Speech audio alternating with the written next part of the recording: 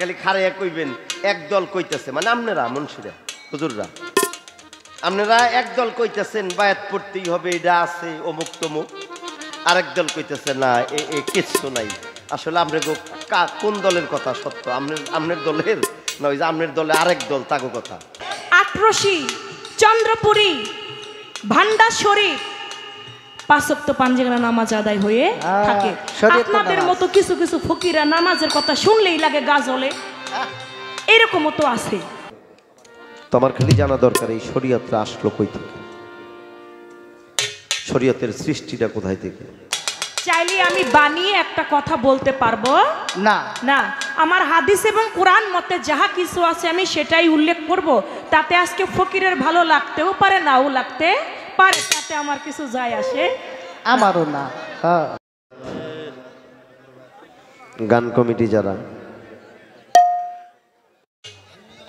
আমাদের উভয় শিল্পীর বন্দনা প্রার্থনা শেষ করে আসছে পালা, তো পালা দিলেন কি শরিয়াত এবং মারিফাত। ওরস মাহফিলের গান, পেশাব বাড়ির গান, এইরকম জায়গায় শরীয়ত মারফত পালা দিলে বিষয়টা কেমন কেমন হইল না? না এরপরে আপনারা দিছেন, এতে কোনো সমস্যা নাই। আপনারা যদি নারী পুরুষ দেন আমাকে কোনো আপত্তি নাই তো, কিন্তু বিষয়টা হইল পালা শরিয়াত এবং মারিফাত, এখানে উভয়ে কথা বলতে গেলে আমি তার শরীয়তের যিনি ভূমিকায় তিনি মাওলানা মুন্সি মুহাদ্দিস, এদিক সেদিক দু কথা এসে যেতে পারে, তাতে তেমন কিছু হবে না, কারণ ওই সংখ্যাটা এখানে নাই। কিন্তু উনি যদি আমার দুইটা কথা কয়, আমিও ফকির আপনারাও ফকির, উনি যদি আমারে বাঁকা করে দুই চার কথা কয় তখন কিন্তু আপনাকে কষ্ট লাগবো। আমি পালার ভাবটা বুঝাইলাম আর কি। তো ওরস মাহফিলের গান পালা দিলেন শরীয়ত মারফত, আপত্তি নাই। তো ধন্যবাদ, চেষ্টা করব গান করার জন্যে। একটা গান আগে ধরি, এরপরে দেখা যাক মালিক কোন পথে নেয়। তো আমার প্রতিপক্ষ গায়িকা অত্যন্ত চমৎকার করে তার বন্দনা প্রার্থনা শেষ করলেন, আসছিলেন নেতৃবৃন্দ, তাদেরকে ধন্যবাদ জানাই। তাছাড়া তারা প্রধান অতিথি যিনি তিনি পুরস্কৃত করেছেন আমাদের উভয়। হ্যালো, মারফত হইল আদ্যতত্ত্ব, মারফত হইল ভেদ, মারিফত হইল গোপন বিষয়।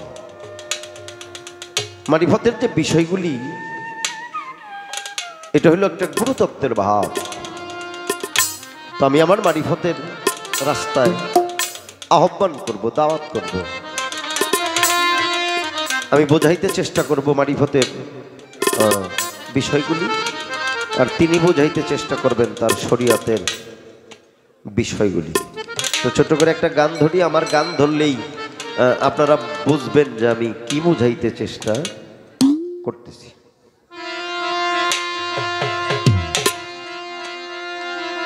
অমন মারিফতের দেশে যদি যাবি রে, মারিফতের দেশে যদি যাবি,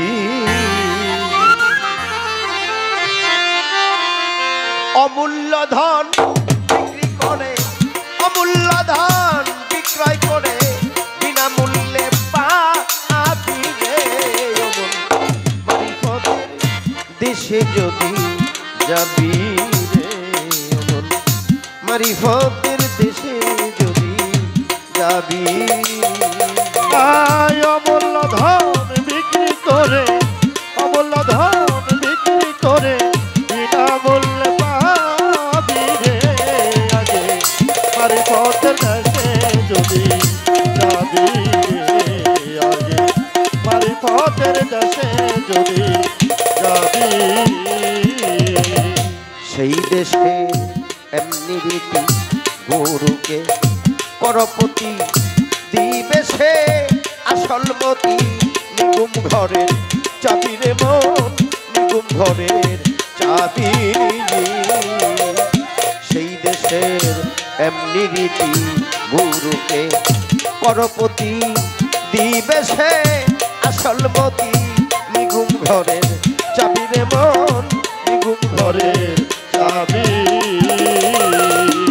খুললে তালা দেখবি খেলা খুললে তালা দেখবি খেলা খুললে তালা দেখবি খেলা জ্যোতিময় রূপ ও বীরে তোরা মারিফতের দেশে যদি যাবি রে মন মারিফতের দেশে যদি যাবি অমূল্য ধন বিক্রি করে অমূল্য ধন বিক্রি করে বিনামূল্যে পাবি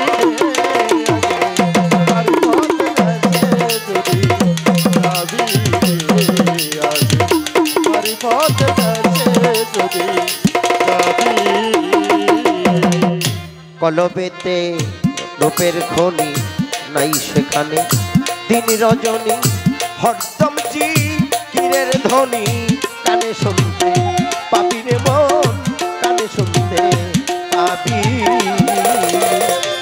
কলবেতে রূপের খনি নাই সেখানে দিন রজনী হরদম জি কিরের ধ্বনি কানে শুনতে পাবি রে মন কানে শুনতে পাবি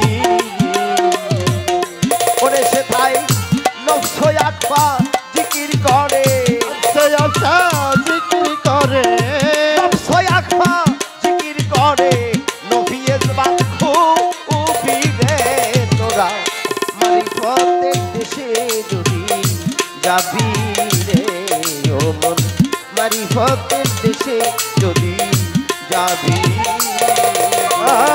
অমূল্য ধন বিক্রি করে অমূল্য ধন বিক্রি করে বিনামূল্যে পাবি রে আগে মারিফতের দেশে যদি যাবি আগে মারিফতের দেশে যদি যাবি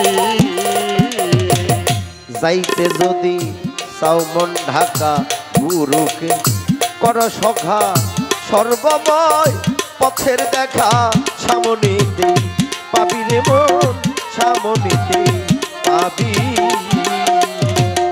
যাইতে যদি সাউমন ঢাকা গুরুকে কর সখা সর্বসময় পথের দেখা সামনিতে পাবি রে মন সামনিতে পাবি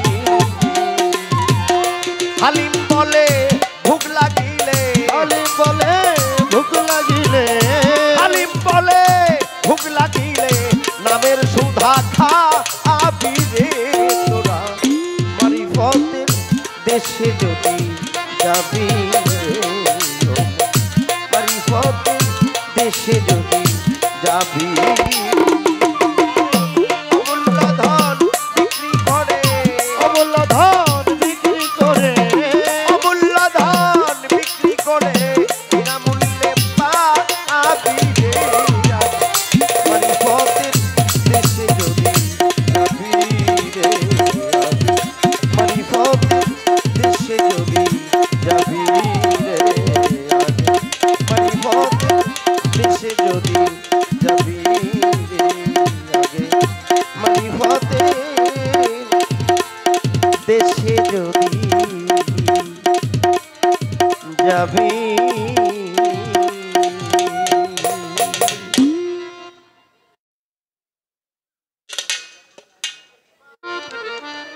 পালানি একটি গান রাখলাম আমার প্রতিপক্ষ গায়িকা যিনি তার ভাগে হইল শরিয়াত হ ভালো এই পুরুষের চাইতে নারীদের শরিয়তের আইনটা বেশি মানতে হয়। এই পুরুষের চাইতে নারীদের শরিয়তের আইনটা বেশি মানতে হয়। শুধু তাই না, এ মায়েরা, খেয়াল করে, এই যে পুরুষের চাইতে নারীদের শরীয়তটা বেশি মানতে হয়, বেশি পালন করতে হয়, শরীয়তের বিধানটা তাদের রাখতেই হয়, এই বিষয়ের উপরে এই বয়সে তো কতজনরে কত কি জিগাইলাম। হ্যাঁ, আজকে চন্দ্রারে একটা সহজ কথা জিগাই, শরিয়াত তার মধ্যে বিদ্যমান, এটা থাকতেই হবে। তিনি যেদিন ভূমিষ্ঠ হয়ে মায়ের গর্ভ থেকে এই মাটিতে পড়েছিল, তিনি যেদিন ভূমিষ্ঠ হয়ে এই পৃথিবীতে মায়ের গর্ভ থেকে আসলো, আর আসার কয়েক মিনিটের মধ্যে তাকে শরীয়তের পর্দা দিয়ে আবদ্ধ করা হইল। এই যে তার জন্ম থেকে শরীয়তের আইন শুরু হইল, এটা একেবারে মৃত্যু কবর এই পর্যন্ত গিয়ে তার শরীয়তরা পৌঁছাবে। কোন দিন সেই শরীয়তের ভিতর থেকে বাহির হইতে পারবে না। আমার জানা দরকার, চন্দ্রা সরকার মাথা থেকে পা পর্যন্ত 5টা শরীয়ত বর্তমান বৃদ্ধ আছে, নগদ আছে। এই যে শরীয়তের 5টা আইনের বিষয়টা তার মধ্যে আছে, খালি এটা একটু জানার ভাষা না যে আসলে এই 5টা শরীয়ত কি আছে তার মধ্যে। শরীয়তের 5 প্রকার আইন তার মধ্যে আছে, এটা কি আছে একটা আলোচনা তার কাছে রাখলাম। এবার পালা অনুযায়ী একটা প্রশ্ন না করলে তো হয় না।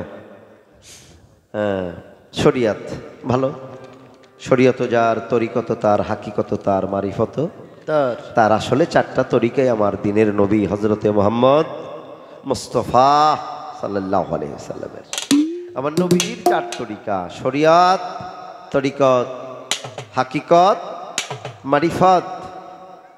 এই 4টা পথ আমার একজনের। তো আমার খালি জানা দরকার এই শরীয়তটা আসলো কই থেকে, শরীয়তের সৃষ্টিটা কোথায় থেকে।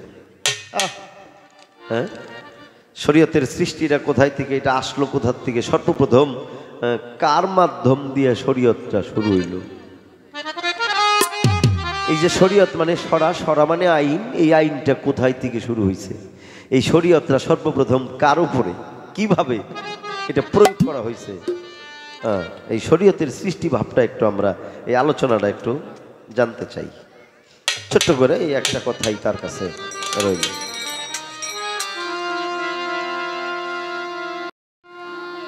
মনে কি রে না তোমার মন মনে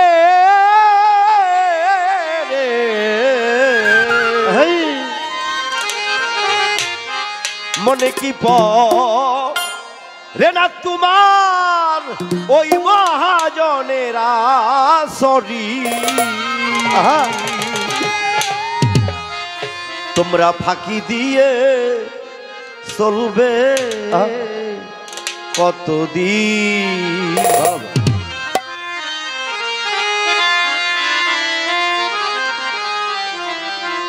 মনে কি রে না তোমার মনে কি মনে কি রে না তোমার মহাজনের আসরি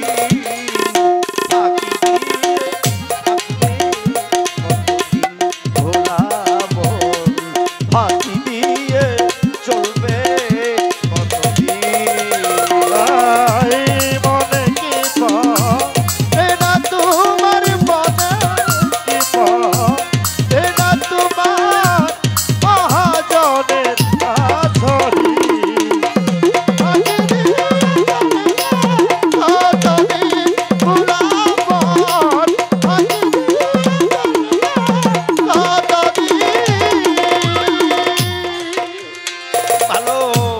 পড়বে না তুই বলেছিলি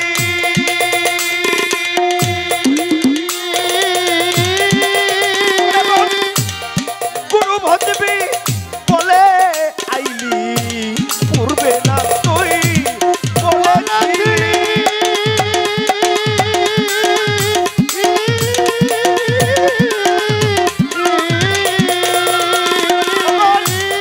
গুরু ভজবি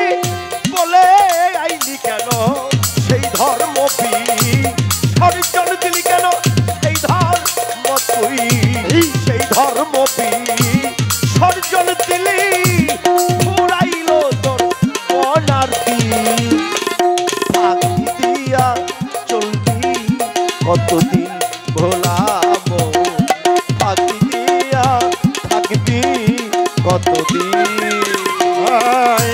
মনে কি সেটা তোমার মনে কি সেটা তোমার মহাজনের আধরি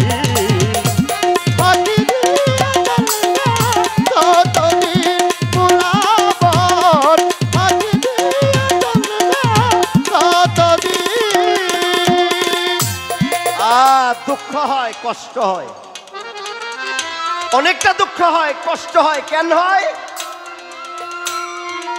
শুক্রবার জুমার নামাজ হাদিস থেকে আলোচনা হয় কোরআন থেকে আয়াত করে ব্যাখ্যা করা হয় আলোচনা করা হয় কিন্তু কোনদিন মসজিদে যায় এই খুতবার আগে বা নামাজের আগে হাদিস বা কোরআন থেকে আমাদের ইমাম সাহেবরা এরকম কোন আলোচনা করলো না যে আপনারা যারা নামাজ যাইছেন আপনারা শোনেন মুরিদ হইতে হবে বায়াত হইতে হবে এটাও কিন্তু আল্লাহ বলছে কোরআনের মধ্যে শুনছেন কেউ কোন দিন মসজিদে কোনো আলেম ওলামায়ে কেরাম কয় কোন দিন কয় না আমি একটা ভাবেছিলাম সন্দেহ ছিলাম কি যা হুজুররা কোনোদিনই কয় না তাইলে আছেই না নাই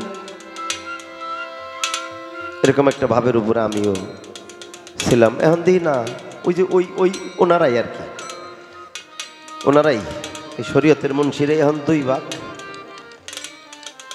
ভাগ বড় বড় মাওলানা ওনারা নাম করা ওনারা এখন দুই ভাগ এক ভাগ বায়াতের পক্ষে সুন্নিয়তের পক্ষে আবার আরেক ভাগ দেখি না এইসব মানবারই চাই না এক ভাগ একেবারে সব আছে দেখলাম কোরআন শরীফের অনেকগুলি আয়াতের মধ্যে অনেকগুলি সূরার মধ্যে আমার আল্লাহ নিজে বলছে বাদ হইতে হবে মুরিদ হইতে হবে ওলিয়াল মুর্শিদের কাছে দাখিল হইতে হবে একটা উসিলা অবলম্বন করতে হবে হবে ওয়ালেম সাহেব এই কথা তো কোনোদিনই আপনারা মসজিদে বইয়া কর না আমরা ফকিরের একলা গান গেয়ে আলাপ আলোচনা কইরা বৈঠকি ভাব দিয়ে বক্তব্য বাচ্চা যে কই অনেক ভক্ত মনে মনে কয় বাজান তো কয় কিন্তু মসজিদের হুজুররা তো কয় না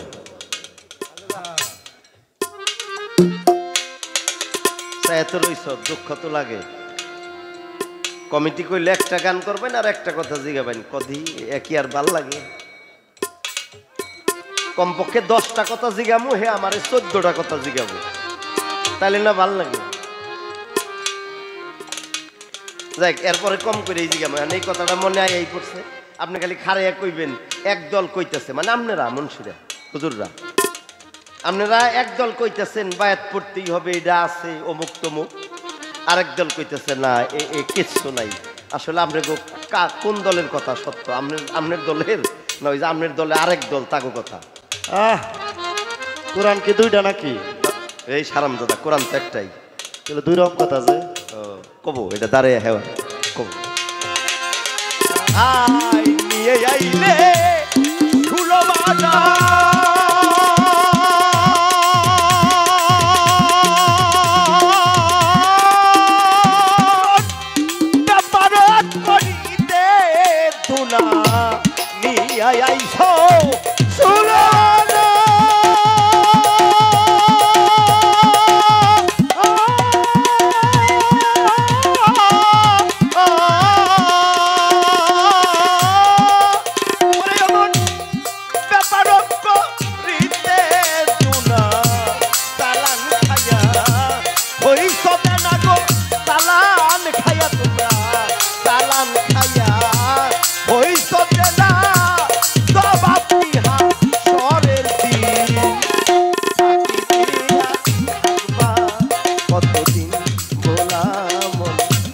ফাঁকি দিয়া চলবে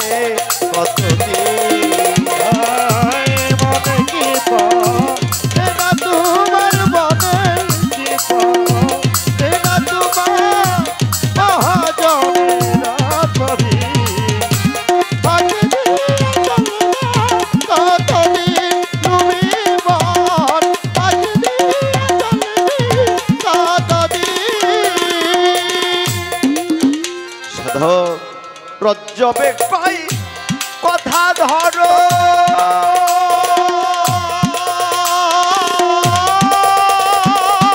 ওরে মানুষ মরার আগে একবার মরো রজ্জবে পাই কথা ধরো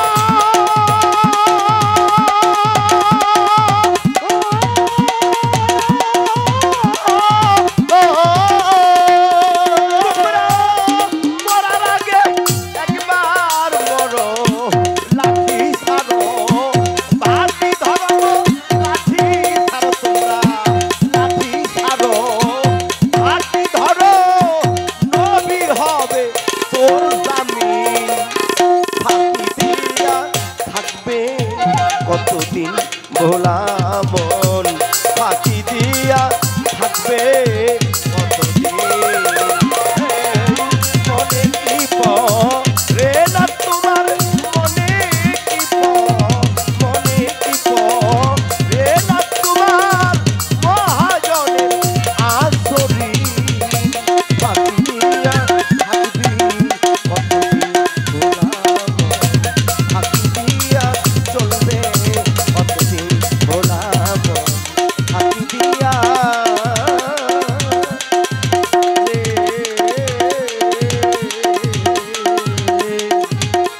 ফাঁকি দিয়া মানুষ চলবে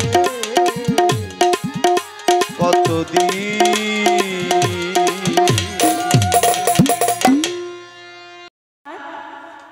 খুব সুন্দর দুটি পালা আজকে নির্ধারিত করে দেওয়া হয়েছে এলমে শরিয়াত এলমে মারিফত এলমে মারুফতের ভূমিকায় রেখেছেন আমার হানিফ সরকার ভাইকে এলমে শরিয়তের ভূমিকায় রেখেছেন আমি চন্দ্রা আমাকে মারফতের পালা থেকে সুন্দর গান করলেন আমার কাছে শরীয়ত আসলো কোথা থেকে কিভাবে আমি শরীয়ত পাইলাম কার মাধ্যম দিয়ে শরীয়ত এসেছে এই একটি কথা আর আমার পা থেকে মাথা পর্যন্ত 5টা শরীয়ত আছে পা থেকে মাথা পর্যন্ত 5টা শরীয়ত কি আরেকটি কথা সেটা হইল বলে উনারা মানে আলেম ওলামারা বাবা বলে তারা বায়াতের কথা বলে না একদল বায়াত মুরিদের কথা বলে আবার আরেক দলে বলে না এই নিয়ে ওনাদের মধ্যে একটা দুইটা দল আছে এখন যারা বলে না এই বলে না কেন আর বলে কারা এই বিষয়টা থেকে আমাকে কথা বলতে হবে আমি বলবো তার আগে আমার শরীয়ত কোথা থেকে কিভাবে আসলো সেখান থেকে একটি গান আমি রাখি নামাজ রোজা হজ যাকাত কালেমা এটা হচ্ছে শরীয়তের পঞ্চ বেনা হালাল হারাম মাকরুহ মুবাহ ফরজ ওয়াজিব সুন্নত নফল এ হলো শরীয়তের অষ্ট সরা ছোটকে স্নেহ করা বড়কে সম্মান করা সমাজের সাথে তাল মিলিয়ে চলা পীর ধরা মুরিদ হওয়া সব কিছুই শরীয়ত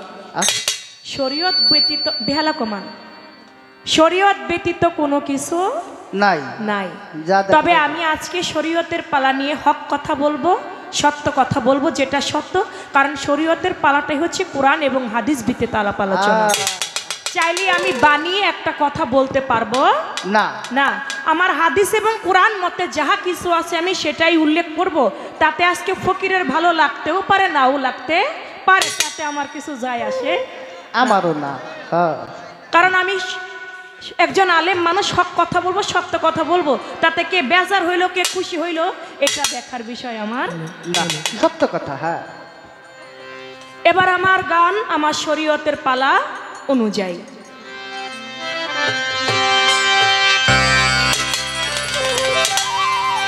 আওয়াল আখের জাহেরাতে আওয়াল আখের জাহেরাতে উদয় হইল মুস্তাফাই রে উদয় হইল মুস্তাফাই শরীয়তি সহজ কথা নয় ফকির ভাই শরীয়তি সহজ কথা নয় আওয়াল আখের জাহেরাতে উদয় হইল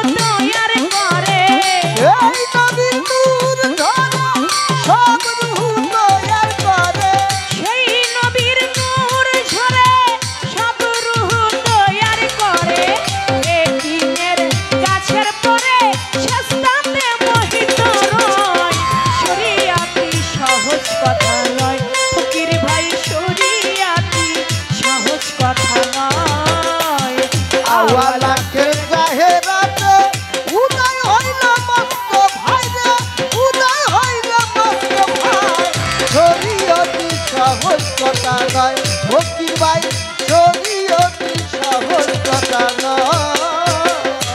আল্লাহ পাকের খাসে জবান ভাবে আয়ে আল্লাহ রাব্বে কুমা তুকা জবান কুরআনে বলছে আমার দয়া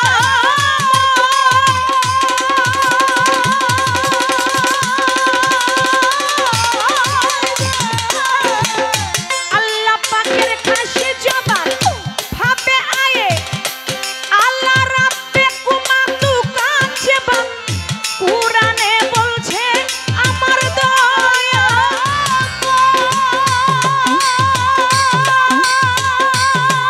তুমি মানো সুরায়ার রহমান হইবে হাসর ময়দান মানসুরায়ার রহমান হইবে হাসর নিজাম। মানো সুরায়ার রহমান হইবে হাসর ময়দান হাতেতে ধরিয়া ইমান ওজন দিবে ফাতেমায় শরিয়াতি সহজ কথা নয় পাগল মন শরিয়াতি সহজ কথা নয় আওয়ালাকের জাহের বানে উদয় হইল মস্ত ভাইরে, উদয় হইল মস্ত ভাই। শরীয়তি সহজ কথা নয়, ভক্তির ভাই শরীয়তি সহজ কথা নয়। ওই চাইয়া দেখ মক্কার ঘরে ইসলামের এক নিশানুরে বিল্লালের আজান শুনে মনে মাতা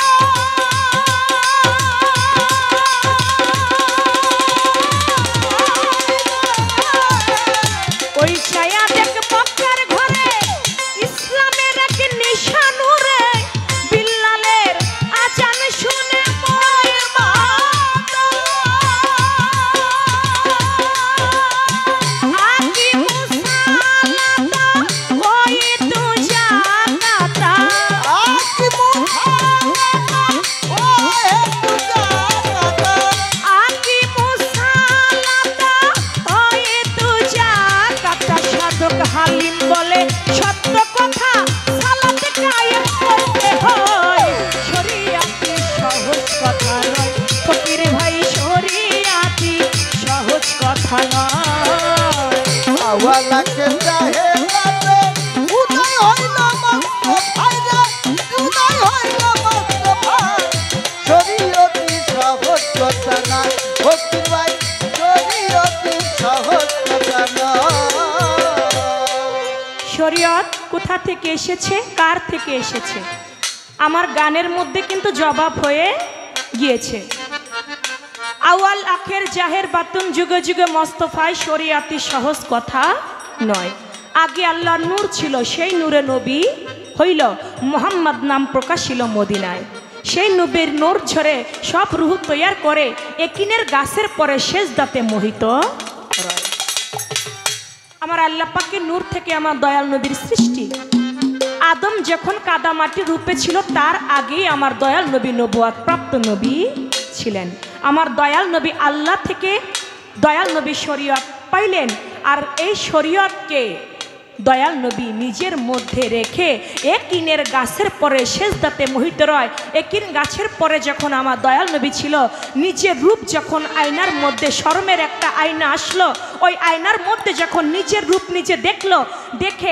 একে একে 5টা সেজদা সেদিন দিয়ে ছিল যার জন্য ওই 5টা সেজদা থেকে 5 ওয়াক্ত পাঞ্জেগানা নামাজ দুনিয়াতে আমার দয়াল নবীর বয়স যখন 50 বছর 2 মাস সবে মেরাজে গেলেন 5 ওয়াক্ত পাঞ্জেগানা নামাজ 1 মাস রোজা এই ধরাধামে তিনি নিয়ে আসলেন কিন্তু আমার দয়াল নবী সৃষ্টির মূলে যেমন শরীয়ত পেয়েছিলেন এই দয়াল নবী এই পৃথিবীতে এই ছোট খেয়াল করতে হবে আমি কি বলি আমার দয়াল নবী এই পৃথিবীতে আসার আগে শরীয়তের নবী বলে আল কুরআন ঘোষণা করেছে কাকে নূহ নবীকে নূহ নবীকে কুরআনের মধ্যে ঘোষণা করেছে আপনি হলেন শরীয়তের নবী কেন নূহ নবীর বেলায় একটা প্লাবন হয়েছিল আর ওই প্লাবনে যারা নূহ নবীকে মানে না ইহুদি নাছারাগণ আমার আল্লাহ বলে নূহ মুসা নবী বলে, নূহ নবী বলে, মাওলা গো আমাকে তো ইহুদি নাসারাগণ কেউ মানে না। বলে আমি আল্লাহ অতি শীঘ্রই একটা কিয়ামত ঘটাবো, আর ওই কিয়ামতে যারা তোমাকে মানবে, যারা তোমার কিস্তিতে উঠবে তারা নাজাত পাবে, আর যারা তোমার কিস্তিতে উঠবে না তারা ডুবে মারা যাবে। একটা কিস্তি তৈয়ার করলেন। এখন ইহুদি নাসারারা বলতে লাগে, নূহ নবী কিস্তি তৈয়ার করছে, দুনিয়া নাকি কিয়ামত হয়ে যাবে। নূহ নবী এই কথা বলে, তোরা কে কে আছিস আয় নূহ নবীর কিস্তির মধ্যে গিয়া পায়খানা করে থুই আসবি। নূহ নবীর কিস্তির মধ্যে গিয়া ইহুদি নাসারারা সবাই গিয়ে পায়খানা করে একবারে পায়খানা দিয়া কিস্তি একবারে ডুবু ডুবু করে ফেলাইছে। নূহ নবী সেজদায় পড়ে কয়, মাওলা রে তুমি আমাকে কিস্তি তৈয়ার করতে বললো, আমি কিস্তিও তৈয়ার করলাম, আমি যে আমার উম্মতদেরকে নিয়ে কিস্তির মধ্যে উঠবো, একটা জায়গাও নাই যে জায়গাটায় আমি পারা দেব। ইহুদি নাসারারা তারা তো পায়খানা দিয়ে কিস্তি ভৈরা ফেলাইছে, আমাকে যে অপমান করলো, আমি এখন কি করি? আমার আল্লাহ বলে, বন্ধু তোমার কোনো চিন্তা নাই, যেহেতু আমি আল্লাহ আছি। এক বুড়া মহিলা কয়, সবাই গিয়া নূহ নবীর কিস্তিতে পায়খানা করলো, আমি আর বাদ থাকবো কি কারণে? আমি আমার একটু নাতিদের বলে, আমার একটু ধৈর্য নিয়ে যা, বয়স তার 80 বছর হাঁটতে চলতে পারে না, আমারে নিয়ে যা, আমি একটু নূহ নবীর কিস্তির মধ্যে পায়খানা করে জীবনটাকে ধন্য করতে চাই। তো মহিলাকে ধরে নিয়ে গেছে, কিস্তিতে উঠে যখন পায়খানা করতে বসছে, ওই পায়খানার মধ্যে পইরা একটা ডুব দিয়ে উঠছে। ডুব দিয়েছে, পড়ে গেছে 80 বছরের এক বুড়ি, হয়ে গেছে 16 বছরের একটা যুবতী। এখন সবাই বলতে লাগে, নূহ নবীর কিস্তির মধ্যে কোনো একটা কেরামতি আছে আছে। 80 বছরের বুড়ি ডুব দিছে, 16 বছরের যুবতী হয়ে গেছে। এই আশায় যে যে নিয়ত করে ওই কিস্তির পায়খানা খায়, তার সেই রোগী ভালো হইয়া সুবহানাল্লাহ। কুষ্ঠ রোগী যদি পায়খানা খায়, তার কুষ্ঠ রোগ ভালো হইয়া যায়। যার জ্বর আছে, যার মাথা ব্যথা আছে, একটু পায়খানা নিয়ে খাইলে তার জ্বর মাথা ব্যথা ভালো হইয়া যায়। যে যে নিয়ত করে খায় সেই নিয়তই তার পূর্ণ হয়। এমনি করে কিস্তির মধ্যে আর কোনো পায়খানা রইল না, সবাই পায়খানা খেয়ে ফেলছে। পরবর্তীতে মানুষ ওই কিস্তিটাকে ধুয়ে 1 বার না 2 বার না 7 বার ধুয়েও পর্যন্ত পানি পান করছে। ওই কিস্তির মধ্যে যারা উঠলো তারা নাজাত পাইল। যখন কিয়ামত হয়ে গেল, সমস্ত মানুষ যখন কিয়ামতে ধ্বংস হয়ে গেল, যারা কিস্তির মধ্যে উঠেছিল তারা কেবল মাত্র বাঁচল। আর কেবল বেঁচে যখন কিস্তিটা একটা জায়গার জ্যোতি পর্বত পাহাড়ের চূড়ায় গিয়ে যখন লাগলো, পাহাড়ের চূড়ার মধ্যে গিয়ে লাগা মাত্র আমার নূহ নবীর উম্মতগণ যারা ছিল, নূহ নবী একটা মসজিদ ঘর তৈয়ার করলো, সমাশীল মসজিদ, যার নাম ওই সমাশীল মসজিদ ঘর বানিয়ে ওই সমাশীল মসজিদ ঘরের মধ্যে সমস্ত তার উম্মতদেরকে নিয়ে নামাজ 2 রাকাত আদায় করে নিল। তাই নূহ নবীকে শরীয়তের নবী বলে ঘোষণা করে আল কোরআন। এটা হলো আংশিক নবী, শরীয়তের পূর্ণাঙ্গ শরীয়ত কে এনেছে? পূর্ণাঙ্গ শরীয়ত এনেছে আমার দিনের নবী হুজুরে পাক, সকলেই বলি সাল্লাল্লাহু আলাইহি ওয়াসাল্লাম। আলহামদুলিল্লাহ। আমার দয়াল নবীজি তিনি পূর্ণাঙ্গ শরীয়ত নিয়ে এই পৃথিবীতে এসেছে। আমরা যারা পাপী উম্মতগণ আছি, আমাদেরকে তার শরীয়তকে পালন করতে বলেছেন। এই ছিল তার একটি কথা। আরেকটি কথা, আমার পা থেকে মাথা পর্যন্ত 5টা শরীয়ত আছে। আমার দয়াল নবী বলেছে, শরীয়ত হচ্ছে আমার মুখের বাক্য, যা দিয়ে মিথ্যা বলা যাবে না, আমার মুখ দিয়ে মিথ্যা বলা যাবে না। এটা হচ্ছে একটা। এই যে আমার হাত, এই হাত দিয়ে অন্যের মাল চুরি করা যাবে না না। এ হলো 2টা। আমার কান দিয়ে কু কথা শোনা যাবে না না। কু কথা যেটা, সেটা এক কান দিয়ে শুনবো, আর এক কান দিয়ে বের করে দেব। যেটা ভালো কথা সেটা আমি গ্রহণ করে নেব। পা দিয়ে আমার কুপথে চলা যাবে না। যে পথে কাটায় ঘেরা আছে ওই পথটাতে যেন আমি না হাঁটি। আমি যেন সত্য সরল, শরীয়ত হচ্ছে সত্য সরল সোজা একটা রাস্তা। আমার দয়াল নবী হাতের সাহাবাগণ জিজ্ঞেস করলো, ইয়া রাসূলুল্লাহ, শরীয়ত কি আর মারফত কি? আমার দয়াল নবী হাত দিয়ে রাস্তার মধ্যে একটা দাগ দিলেন সোজা, আর একটা দাগ দিলেন আঁকা বাঁকা। বললে সোজা দাগটা কি বুঝাইলেন, আঁকা বাঁকা দাগটা কি বুঝাইলেন? বলে সোজা দাগটা হচ্ছে শরিয়াত, যা দিয়ে সত্য সরল সোজা মুস্তাকিমের পথ, একবারে সত্য সরল সোজা পথ। আর আঁকা বাঁকা পথ যেটা, সেটাই হচ্ছে মারফতের পথ। তাই আমার পা দিয়ে আমি সত্য সরল সোজা পথে হাঁটাই হচ্ছে আমার আরেকটা শরীয়ত। আর আরেকটা হচ্ছে, চারটা বললাম, আরেকটা হচ্ছে আমার সর্ব অঙ্গেই আছে আমার পর্দা, আছে আমার কাপড়ে আবৃত করা আছে, আমার মাথায় কাপড়। এটা হচ্ছে আমার 5টা শরীয়ত আমার মধ্যেই বিদ্যমান এখনো আছে। এ ছিল আরেকটি কথা। এবার মাওলানা আলেমগণ মসজিদে খুতবা পড়ায়। আপনি মসজিদে গেছেন নামাজ পড়তে? তাহলে তো ভালো, গেছেন। বলে তারা মসজিদের মধ্যে বায়াতের কথা বলে না, একদল বলে আবার একদল বলে না। এই বলে না কেন? কোন দলের কথা সত্য? যারা বলে তাদের কথা সত্য, নাকি যারা বলে না তাদের কথা সত্য? দেখেন, শরীয়ত হচ্ছে 30,000 কালাম, আমার আল্লাহ পাকের 90,000 কালাম।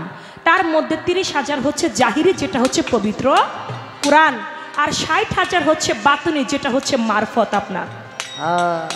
এখন এই 30,000 জাহিরি এলেম, যেটা দিয়ে আল কুরআন, এই 30,000 জাহিরি এলেমের মধ্যে বাবা পীর ধরা মুরিদের কথা আছে। সূরা ইউনুস 62 নং আয়াতের মধ্যে বলেছে, আল্লাহর ওলিগণের কোনো ভয় নাই, তারা কোনো চিন্তিত হবে না।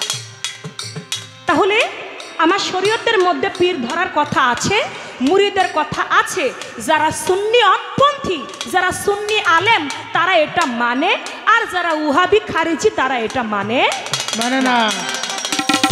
এখন কে মানলো না, এটা তো আপনার আর আমার বিবেচনা করার কোনো দরকার আছে ভাই? এজন্য বলেছে শরীয়ত ভালো, তরিকত ভালো, হাকিকত ভালো, যদি ঠিক থাকে তার খাসিলত। যার খাসিলত ভালো না, তার কোনো কিছু ভালো না, কোনো কিছুই ভালো না। হানিফ সরকার আগে খাসিলতটা ভালো করেন, স্বভাব চরিত্র ভালো করো, স্বভাবটা ভালো করেন, দেখবেন সবাই আপনার কাছে ভালো। আপনার মন যেমন আপনার কাছে সে তেমন। আপনার মন খারাপ, তাই আরেকজনও আপনার কাছে খারাপ। এই যে মাওলানাদের কথা শুধু বলেন কেন, ফকিরের মধ্যে ফক্কর নাই? আছে না? মসজিদে আজান চলে ঠিকই, কিন্তু তাদের মতো তারা তো গাঞ্জা ঠিকই টানতাছে। নামাজ তো পড়তে যাই না, এমন আছে না অনেক ফকির?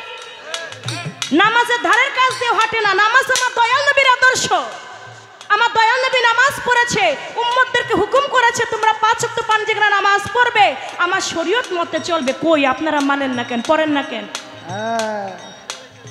অনেক পীর ফকির আল্লাহর ওলিগণ তারা 5 ওয়াক্ত পাঁচেকরা নামাজ পড়েছে। আমার বড় পীর আব্দুল কাদের জিলানী রহমাতুল্লাহ আলাইহি 5 ওয়াক্ত পাঁচেকরা নামাজ পড়েছে। আমার খাজা মঈনুদ্দিন চিশতি রহমাতুল্লাহ আলাইহি 5 ওয়াক্ত পাঁচেকরা নামাজ পড়েছে। আটরশি, চন্দ্রপুরী, ভান্ডার শরীফ 5 ওয়াক্ত পাঁচেকরা নামাজ আদায় হয়ে থাকে। আপনাদের মতো কিছু কিছু ফকিরা নামাজের কথা শুনলেই লাগে গা জ্বলে, এরকমও তো আছে, আছে না? এরকমও তো আছে। তা এটা কেন? এক পীর সাহেবরা পরে, আবার আর এক পীর সাহেবরা পরে না, ওই সিরা খেতা নিয়ে বয়ে থাকে। কারণ কি? এটা আবার আপনি একটু বললেন, যেমন আমার দিয়ে বলেন, আপনি আবার একটু বললেন। নাম শুনছে চন্দ্রবানু, চোখে দেখে নাই।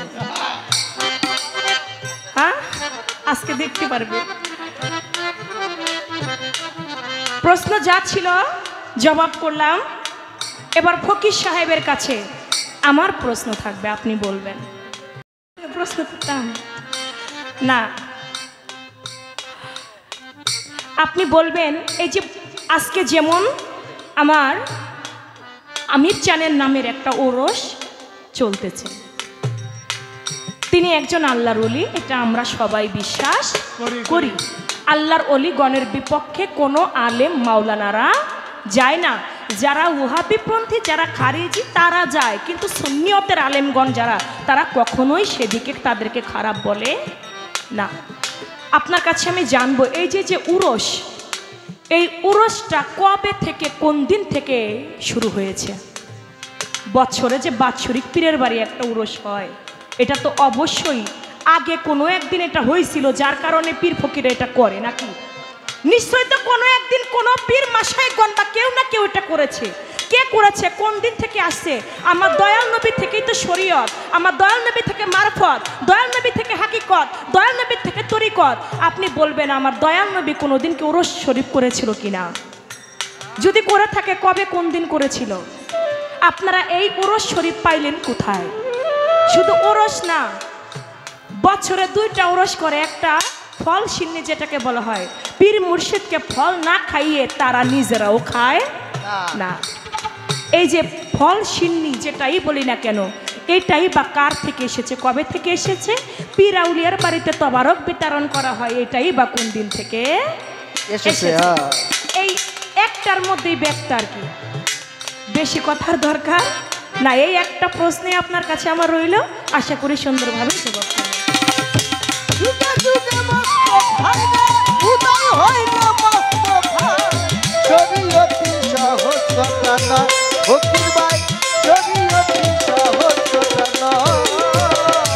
ওই চাইয়া দেখ মক্কার ঘরে ইসলামের এক নিশানুরে, বিল্লালের আজান শুনে মনে মাতা।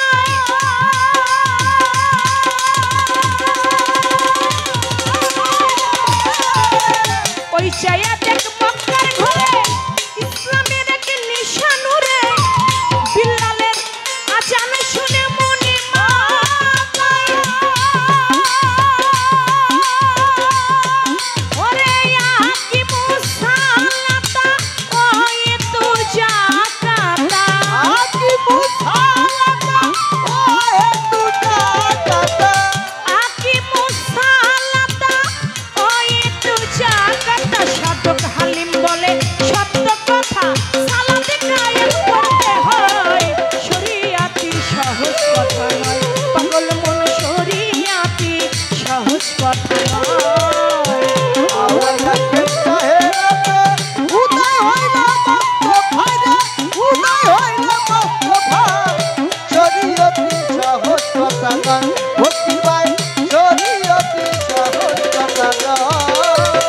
আওয়ালাতের জাহেরাতে উদয় হইল মুস্তাফায় রে, উদয় হইল মুস্তাফায়, শরীয়তি সহজ কথা নয়, ফকির ভাই শরীয়তি সহজ কথা নয়, পাগল মন শরীয়তি সহজ কথা নয়। হারমোনি কমাইছো কে? একটি গানের মধ্য দিয়ে প্রশ্নের জবাব আমি শেষ করলাম। যেহেতু আমাকে শরীয়তের পালা দিয়েছে, আমার তো একটা আইন আছে, আইনের বাইরে আমি যাইতে পারবো না। শরীয়ত মানে একটা আইন, একটা গুন্ডি, যেটার বাইরে যাওয়া যায় না। তাই আমি আমার পালার ভাগ থেকেই আমি আরেকটি গান রাখছি, তারপর দেখি আমার ফকির ভাই তিনি কি বলে, তার বলা কোয়ার পাশে আবার আমার গান কথা থাকবে।